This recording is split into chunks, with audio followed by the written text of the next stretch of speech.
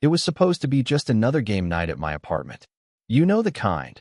A few friends gathered around a coffee table cluttered with snacks, drinks balanced precariously on coasters, and the familiar clacking sound of dominoes being shuffled. I've always loved these nights. There's something comforting about the ritual of it all, the way we fall into our usual roles and rhythms. But this particular Thursday night was different, and it all started with a double six. Let me back up a bit. My apartment isn't anything special, a modest two-bedroom in a building that's seen better days, but I've made it home. The living room has this worn leather couch that I found at a thrift store, surprisingly comfortable despite its age. The coffee table has water rings from countless game nights past, each one a memory of laughter and friendly competition. It's the kind of place where friends kick off their shoes at the door and help themselves to whatever's in the fridge. Our domino nights had become something of a tradition over the past year. Every Thursday, without fail, a rotating cast of friends would show up around 7, and we'd play until someone had to leave or we collectively ran out of energy. There was something about the simplicity of the game that drew us all in, the satisfying click of tiles against the table, the strategic thinking required, the opportunity for both conversation and competition. Jake was always the most competitive of the group. He'd arrive with this confident swagger, tossing his jacket over the back of a chair and immediately claiming his usual spot at the table. He had this way of making an entrance, of commanding attention without seeming to try. I'd known Jake for almost 3 years now. We met through mutual friends at a housewarming party where we discovered a shared love for obscure board games and terrible sci-fi movies. Our friendship had developed naturally, effortlessly, built on inside jokes and similar worldviews. That night, Jake showed up last, apologizing for his tardiness with a 6-pack of craft beer as a peace offering. Traffic was a nightmare, he explained, running a hand through his dark hair, slightly damp from the unexpected rain. But I brought liquid consolation for when I inevitably crush all of you at dominoes. His smile was infectious, and I found myself smiling back despite rolling my eyes at his typical bravado. There were 5 of us that night. Me, Jake, my roommate Alex, our friend Mia, and her cousin Taylor who was visiting from out of town. The atmosphere was relaxed, conversation flowing easily as we caught up on each other's weeks. Alex was telling us about a disaster date he'd been on the night before, gesturing wildly as he described the moment his date had accidentally knocked over an entire pitcher of sangria onto a neighboring table. We were all laughing, the kind of full-bodied laughter that makes your sides hurt. All right, Jake said, wiping tears of laughter from his eyes. As much as I'd love to hear more about Alex's dating catastrophes, I came here to play dominoes and assert my dominance. He started shuffling the tiles, the familiar clacking sound centering us all back to the game at hand. We played Mexican Train, our domino game of choice. If you're not familiar with it, it's a game where each player creates their own train of dominoes, matching the numbers at the ends. There's strategy involved, but also an element of luck that keeps things interesting. We'd added our own house rules over time. Penalties for forgetting to call domino when you placed your last tile, rewards for completing certain patterns, that sort of thing. The early rounds were casual, punctuated by conversation and the occasional good-natured ribbing. Mia was ahead, much to Jake's visible annoyance. He'd always been a gracious loser in theory, but terrible at hiding his competitive streak in practice. His brow would furrow slightly, his jokes would get a bit sharper, and he'd lean forward in his seat, studying the board with intense concentration. "You're taking this awfully seriously," I teased him as he deliberated over his move for what felt like minutes. "It's just a game, you know." He looked up at me, a challenge in his eyes. "Says the person who threw a domino across the room last week when Alex blocked your train." "That was different," I protested, feeling my cheeks warm slightly at the memory. "He did it on purpose, and he knew I needed that double blank." Jake laughed, finally placing his tile. "Whatever helps you sleep at night." As the night progressed, the game intensified. We were on our 3rd round, and the points were close. Alex and Taylor had fallen behind, while Mia, Jake, and I were neck and neck. The apartment had grown quieter, the background music fading into white noise as we all focused on our strategies. The snack bowl was nearly empty, just a few broken chips remaining at the bottom, and our drinks had long since been drained. It was Jake's turn, and he had been studying his tiles with unusual intensity. Then, slowly, deliberately, he placed a double six on the table, connecting it to his train. There was something in the way he did it, a flourish, a certainty, that made all of us look up. And that, he said, leaning back with satisfaction, is how it's done. You're insufferable when you're winning, Mia said, but she was smiling. Jake shrugged, unapologetic. I'm delightful at all times. It's part of my charm. The game continued, but something had shifted. There was a new energy in the room, a tension that hadn't been there before. Or maybe I was just more aware of it now. I found myself watching Jake more closely, the way his fingers handled the dominoes with surprising delicacy, the way he bit his lower lip when contemplating a move, the way his eyes crinkled at the corners when he laughed. It was getting late. Alex yawned dramatically, checking his watch. I hate to be that person, but I have an early meeting tomorrow. Same, Mia agreed, stretching her arms above her head. Taylor and I should probably head out too. We tallied the final scores. Jake had won, a fact he celebrated with perhaps more enthusiasm than the occasion warranted, standing up and doing a ridiculous victory dance that had us all laughing again. You're such a child, I told him, but I was laughing too. As Alex, Mia, and Taylor gathered their things and headed out, Jake lingered. This wasn't unusual. He often stayed later than the others, the two of us cleaning up together or watching something on TV before he headed home. But tonight felt different somehow. The apartment seemed quieter, more intimate without the buffer of our other friends. Want help cleaning up? Jake offered, already stacking dominoes back into their box. Sure, I said, gathering empty bottles and carrying them to the recycling bin in the kitchen. When I returned, Jake was sprawled across my couch, his long legs taking up most of the space. Comfortable? I asked dryly. Very, he replied, patting the small space next to him. Winner gets the couch, those are the rules. Since when? I challenged, crossing my arms. Since I just made them up, he admitted with a grin. Come on, I saved you a spot. I hesitated for just a moment before joining him. The couch wasn't really made for two people to sit comfortably, especially not with Jake's tall frame taking up so much space. As I sat down, he shifted, making room, but our shoulders still pressed together, our thighs touching. I was suddenly very aware of the contact, of the warmth radiating from him. So, he said, his voice softer now that we were sitting so close. Good game tonight. You just like it because you won, I replied, trying to keep my tone light despite the sudden flutter in my chest. True, he acknowledged. But I also like the company. There was something in his voice, a warmth, or perhaps a question, that made me turn to look at him.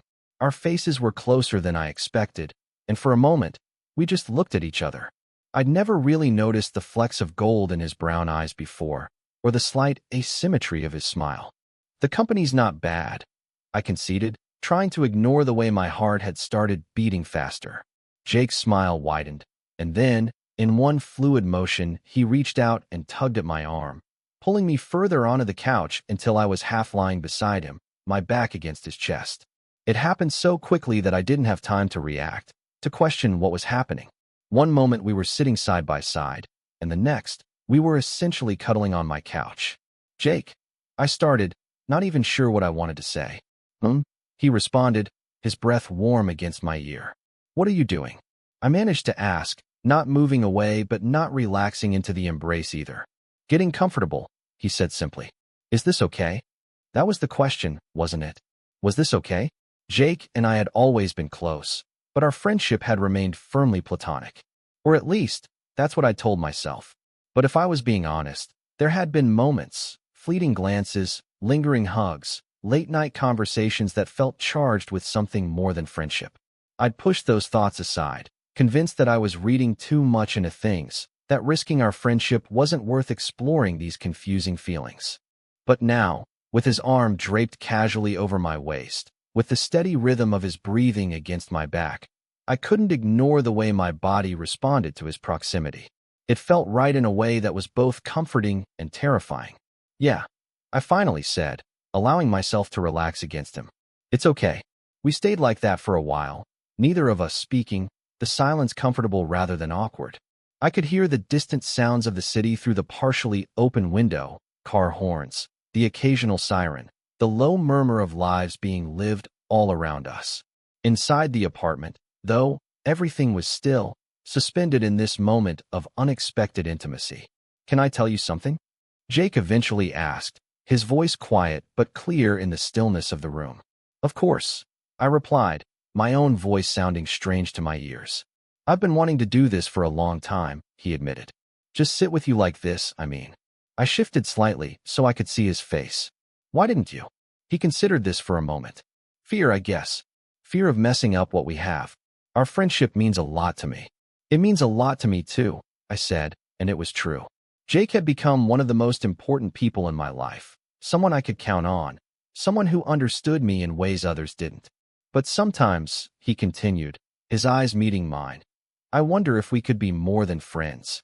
There it was, the question that had been hovering unspoken between us, perhaps for longer than either of us had realized.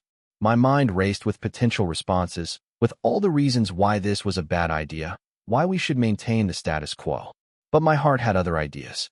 "I wonder that too," I confessed, the words coming out barely above a whisper.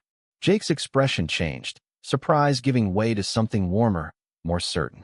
His hand, which had been resting lightly on my waist, moved up to my face, his thumb gently tracing the line of my cheekbone. "You do?" he asked, as if he needed confirmation. I nodded, not trusting myself to speak. The air between us felt charged, electric with possibility. We were at a crossroads, both of us aware that whatever happened next would irrevocably change our relationship.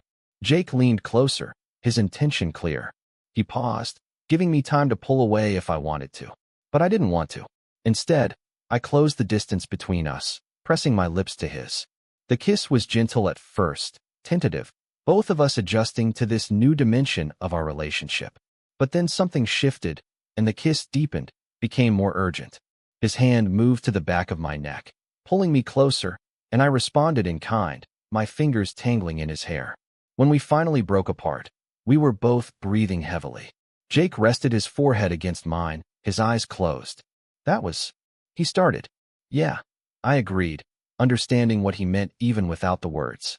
We looked at each other and started laughing, the tension breaking as we acknowledged the absurdity and the wonder of what had just happened. One moment we were playing dominoes with our friends, and the next, we were kissing on my couch as if we'd been waiting years to do so. Maybe we had been. "So," Jake said, once our laughter had subsided, "where do we go from here?" It was a good question, one that didn't have an easy answer. We had crossed a line, and there was no going back to the simplicity of our friendship. But moving forward into something new came with its own complications and uncertainties. "I don't know," I admitted. "This is unexpected." Jake smiled, tucking a strand of hair behind my ear. "Good unexpected or bad unexpected?" "Good," I said without hesitation. "Definitely good. Just complicated." "Life is complicated," he pointed out. "Doesn't mean we shouldn't go after what we want." "And what do you want, Jake?" I asked, needing to hear him say it. He looked at me, his expression serious now. "You," he said simply. "I want to see where this goes. I want to take you on actual dates, not just game nights with friends. I want to kiss you again, preferably a lot. I want to see if what I've been feeling for you is as real as I think it is." His honesty was disarming, and I found myself smiling despite the flutter of anxiety in my chest. "I want those things too," I admitted. "But I'm scared. What if it doesn't work out? What if we lose what we already have?" "That's a risk," he acknowledged. "But isn't it also a risk not to try? To always wonder what might have been?" He had a point. The thought of continuing as we were, pretending that tonight hadn't happened, that these feelings didn't exist, it felt impossible now. We had opened a door, and I wasn't sure I wanted to close it again. "So we try," I said, making the decision. "We see where this goes." Jake's smile was radiant, his relief palpable. "We try," he agreed, pulling me closer again. We spent the rest of the night talking, about how long we'd each been harboring these feelings, about the moments when we'd almost said something but held back, about our fears and hopes for what might come next. We laughed at how oblivious we'd both been, at the knowing looks our friends had sometimes exchanged when we weren't paying attention. "Mia's going to be insufferable," I groaned, thinking of how smug my friend would be when she found out. She'd been hinting for months that Jake and I had chemistry beyond friendship. "Alex too," Jake agreed. "He's been telling me to make a move for ages." "Was tonight your move?" I asked, curious. The double six, dragging me onto the couch, was that all planned? Jake laughed, shaking his head. Not exactly. The domino was just luck. But staying after everyone left, finding an excuse to sit close to you. I might have been working up the courage all night. Well, I'm glad you did. I told him, meaning it. Eventually, the conversation gave way to more kissing, to exploring this new physical dimension of our relationship. There was an ease to it that surprised me. None of the awkwardness I might have expected from crossing the line from friends to something more. Instead, it felt natural, as if we'd been moving toward this moment all along. It was nearly dawn when Jake finally left, both of us reluctant to end the night, but aware that we needed sleep, that real life would resume in just a few hours. We stood at my door, Jake's jacket back on, his keys in hand. "So, dinner tomorrow?" he asked, his smile slightly shy now. "A proper date." "I'd like that," I said, leaning in for one more kiss. After he left, I stood in my empty apartment, looking at the evidence of the night. The domino box still on the coffee table, the indentation on the couch where we'd sat together for hours. Everything looked the same, and yet everything had changed.